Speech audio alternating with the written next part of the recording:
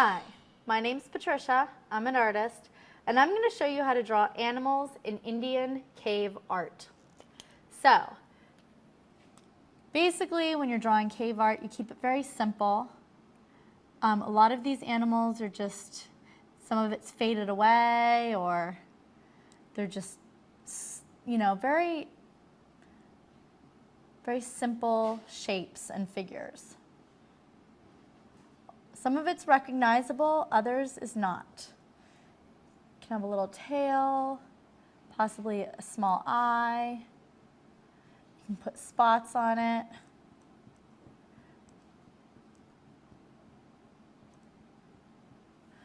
And then let's do another one.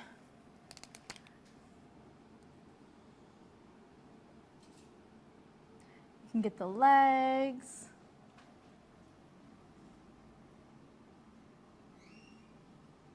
Notice how I'm keeping it very simple. These shapes are very simple.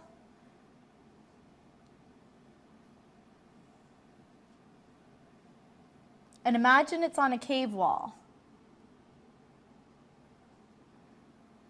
All right, you might have a person in here. Again, we've got a person with a spear chasing after the animals. So this is what it looks like. Your animals in cave art. Enjoy.